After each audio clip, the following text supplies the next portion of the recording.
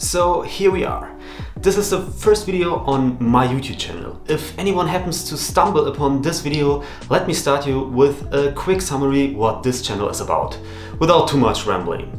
My name is Dominik, I am 25 years old and I am from Germany. I work as a photographer and I want to share some ideas and thoughts about my profession, which also happens to be my biggest hobby on this channel. Sometimes I have ideas about certain topics regarding photography, people ask me questions about photography that are worth making a video about, or I feel like certain subjects aren't covered the way I experience them. That's what I want to focus on in my videos. If you are interested in learning more, stick around, now for the intro and then we'll get started.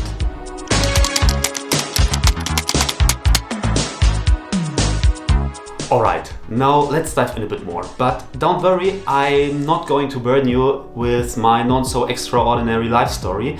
Instead, I want to outline what this channel is about, my plans for the future with focus on photography. This video is also meant to serve as a reference in case anyone wonders who's the guy in front of the camera, so I don't have to explain this in any video. So in general, everything started when I got my first camera. It was a small point-and-shoot camera as a small child. And from that moment on, I found photography to be super fascinating. Nothing too special about that so far. At some point when I was around 15 years old, I wanted to get myself my first real camera. And that's when I started diving deeper into the subject. In the German-speaking part of the world, where I'm from, there was already a YouTuber named Benjamin Jaworski at that time. One of the first to create photography tutorials for beginners, at least in Germany. I was hooked onto his videos, and back then he was using an Canon EOS 500 or 600D with an 18 to 55mm kit lens, which is a classic DSLR beginner camera with an APS-C size sensor. But this camera has a lot of potential. So I wished for that camera and I eventually got it for my birthday, and after that there was no stopping for me. I would go out several times a week in all kinds of weather, whether it was winter or summer, and I just took photos of basically everything in my hometown and everything surrounding it, everything that I could reach by public transport basically. I was completely fascinated, and of course my hobby didn't stop there. I wanted to do more, so I bought a tripod, this classic cheap tripod from Amazon that I think everybody knows. Then I bought ND filters so I could do long time exposures during the day. After that I wanted a second lens to have more options, then a third, and eventually I got my first Canon Series L lens. The L lenses were and still are Canon's professional grade lenses. I remember if it was like yesterday. I had saved up around 200 euros at that time, and my mother had left me 200 euros for groceries at home since she was out of town. I found a 24 to 70mm f4L lens on eBay in my hometown for exactly 400 euros, which was a pretty good deal actually. And the rest of the story you can probably guess by now. I basically ate cheap instant ramen noodles for like 14 days. But I was super happy because I had bought this Canon L lens for 400 euros, and that's basically how it kept going, saving up money and buying new equipment when I could afford it. Another thing about me is that I have always loved traveling, and most of my favorite photos have been taken in nature. It became clear that landscapes and auto photography are my true passion. Alongside some normal vacations in Europe, I traveled to the United States for the first time in 2014 with my father, and of course it was a dream for me. The nature of the Grand Canyon and the cityscapes in Las Vegas or Los Angeles just was amazing. Sometime after that I bought my first full-frame camera. It was a used Sony A7R Mark I, or the classic Sony A7R, with an adapter so I could use my Canon lenses with this new camera. Starting in 2016 on the other hand, this was the year I turned 18, things slowed down a little bit with photography for a few years. I was at an age where I wanted to go out and explore the world on myself. But traveling on my own also meant that I had to pay for everything myself. But one thing most 18-year-olds don't have a lot of is money. So I started selling my equipment to fund more travel activities.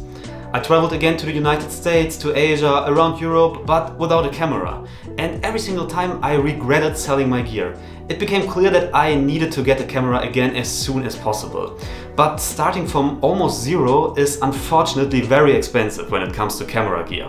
After a trip to Bali in 2019, and yes, I know it's a classic cliché destination for every Western kid, but after visiting Bali and seeing the stunning nature there, it became clear that the time had come to restart my photography journey. At the same time, I also had the first thoughts about that all the camera equipment might be less expensive if I could make money from it. So I bought a used Sony a7R Mark II and 2 lenses for it, only to realize, to my great disappointment, that I had forgotten much of what was important in photography. Although I could operate the camera without any issues, I had painstakingly relearned my sense for subjects and compositions and stuff like that.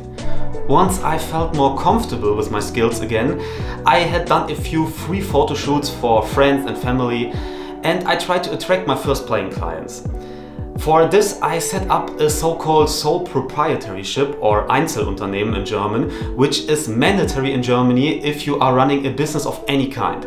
I created a website and started trying various ways to attract clients. And I can tell you, it's more difficult than it sounds. In the first 1.5 years, apart from sporadic lucky breaks, almost no jobs came in. I would like to talk more about this, but client acquisition is a really extensive topic.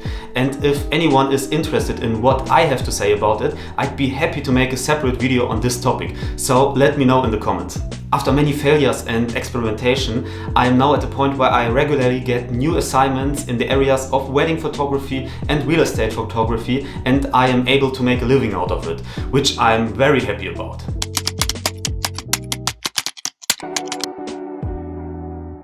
Aside from a few upgrades regarding my camera equipment over the years, we have now reached basically today.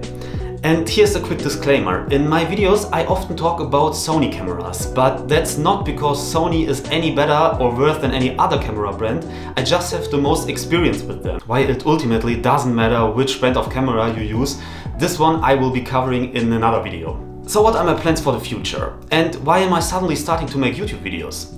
The plan to do social media has been as old as the idea of making money from photography itself. Nowadays, having a social media presence is almost a must for any business. However, I'm not the type of guy who just start film randomly and post everything online without a plan. Therefore, I needed a concept. At first, I thought about producing daily TikTok videos, documenting my progress with my business and taking people along my journey. And indeed, I started producing those. Hey guys, my name is Dominik and today marks day 15 of building my photography, videography and media company. As usual, the day began with editing the short video from the previous day. However, I never ended up publishing those. There were many reasons for that, but at the end of the day, I just couldn't see the point of this type of short video for myself anymore. Many days are simply not interesting enough to warrant a video. I mean, who really cares if I spend 10 hours a day searching the internet for clients or building a website? Making YouTube videos was always on my mind, but producing YouTube videos is much more time consuming and complex than creating a 90-second TikTok video. Nevertheless, I want to give it a try now, because on YouTube I can discuss topics that interest me in more detail, and I also hope to improve my filmmaking skills with that. I'm a photographer and not a videographer, but I love film and I really want to learn this craft. Theory only gets you so far, and learning by doing has always worked best for me. The next question I asked myself was, in which language should I make my videos? There were only really two options, German or English. German is my native language and naturally feels much easier for me than English. However, much more people speak English than German, and making the videos in English allows me to reach a much bigger audience.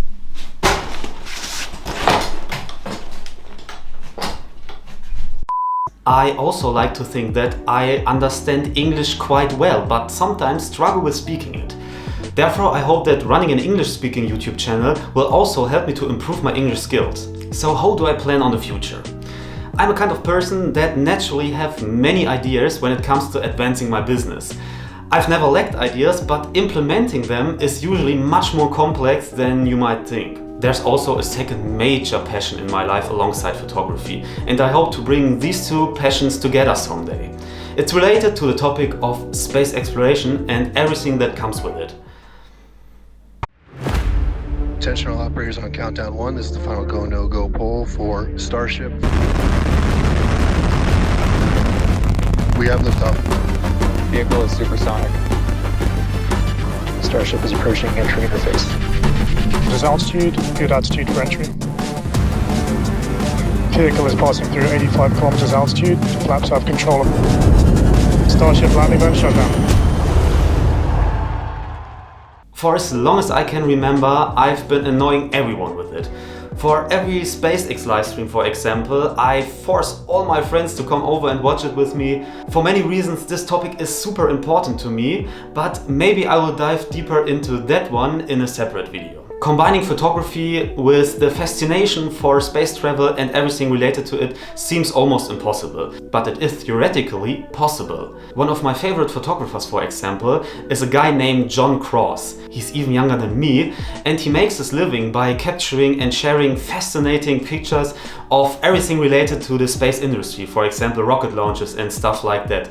His pictures are just amazing. Maybe one day, with my own ideas, I will be able to break into this field as well. It's not easy, but it's a nice thought, and I think it's something worth working towards too. But for now, I have talked about myself enough. Actually, I don't enjoy doing that very much, talking about myself. But if someone actually watches these videos, I want to be transparent on who's standing in front of the camera. If anyone watched this far, thank you so much for tuning in, and maybe we'll see again in one of my other videos over on my YouTube channel. For now, I wish you a great day and goodbye.